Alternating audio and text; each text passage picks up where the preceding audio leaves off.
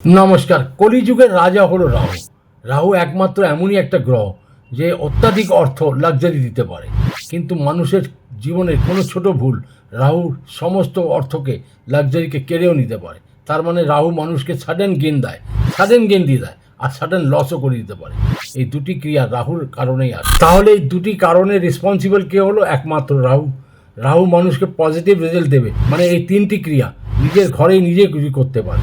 যদি আপনি এই ক্রিয়াগুলো করতে পারেন, আপনি বিশ্বাস রাখুন যে রাহু কত যে ঘর ভরে দেবে আপনার সমস্ত দিক দিয়ে, কত যে উন্নতি দেবে কল্পনা করা যায় না। মানে এই কাজটা কিন্তু নিজেই করতে হবে। প্রথম হলো কি, প্রতি বুধবার শনিবার নিজের টয়লেট আর টয়লেটের প্যানটাকে নিজের হাত দিয়ে পরিষ্কার করবেন। সেকেন্ড হচ্ছে কি, বুধবার আর শনিবার বা দুদিনই করতে পারেন, বুধবার আর শনিবার দুটো মিলিয়ে করতে পারেন।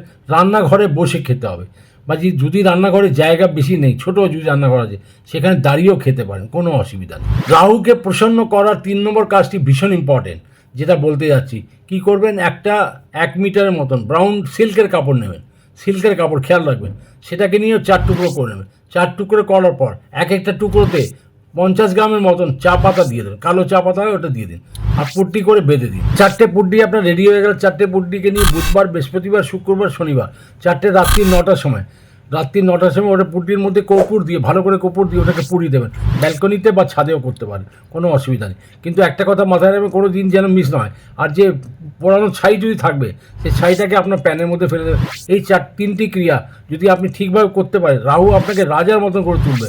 আর রাহুর মন্ত্র হচ্ছে ওম রং রাঘবে নমঃ। এই মন্ত্রটাকে অবশ্যই পাঠ করতে থাকবে যতবার খুশি।